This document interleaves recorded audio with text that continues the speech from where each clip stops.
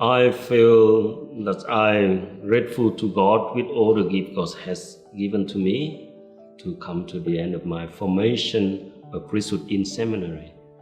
Well, I think it's very exciting. I feel very excited to sort of be reaching the end point, so to speak. But at the same time, it's really a bit of a new beginning in a way.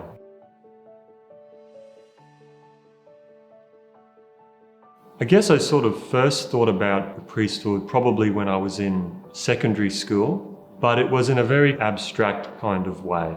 And I was an altar server at the time at Corpus Christi Church in Nunda.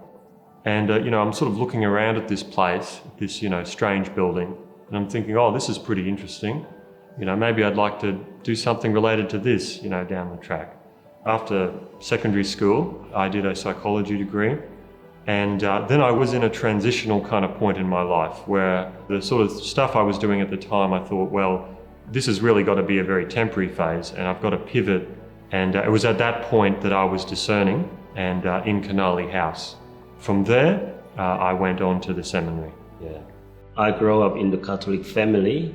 My parents always took me to the church very early in the morning before 4 a.m. That make me feel if I miss Mass, I need to go. 7 years old, I said to myself, Lord, I want to become a priest. After that, I came up to the parapriest to say, can I become like you in the future? And he said to me, yes, you can, but you have to study hard. From that moment, I try all the best I can to study and to get up early, go to the church often, doing altar serving properly. So when I finished high school, I spent 4 years studies at university in Da Nang in Vietnam. I lived with my grand-uncle. He's a parapriest in Vietnam. So I lived with my uncle almost 12 years in the presbytery, in the church. That made me feel, God's calling me to follow His vocation to the priesthood.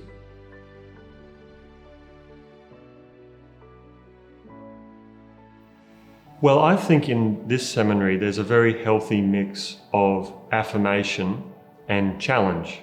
And it's always in this spirit of what's good for you as a seminarian and also what's going to be good for the parishes. I've just been in awe at the way that people open their lives to you in a way.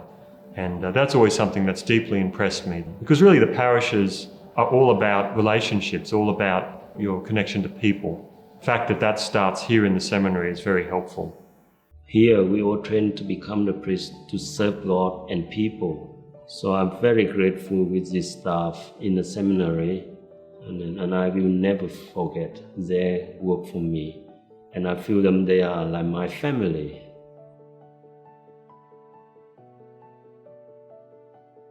My friends and families, they really supported me. Especially when I come to Australia, it's not really easy for me. Many times I thought I might give up, but I can feel their prayers for me. Either my vocation to the priesthood is from them because they brought me to the church often, make me feel the presence of God in my life. Even sometimes I said to my mom, why you took me to the church? Even I went there and I just sleep there. But my mom says, you sleep in God's hand better than you sleep at home.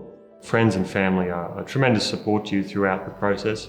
A priest told me before I entered, no matter what, you will learn from this encounter, you will be stronger by the end of it.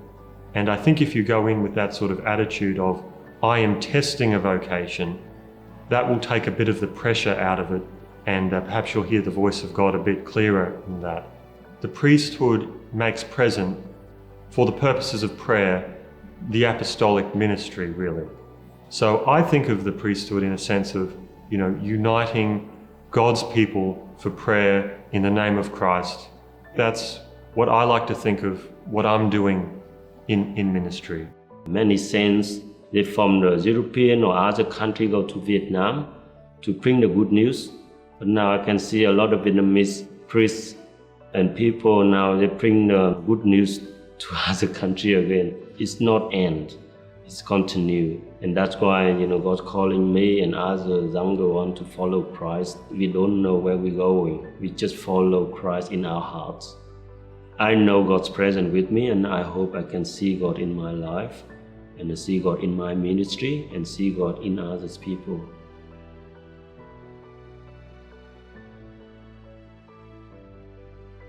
I just say, pray for me, this ordination.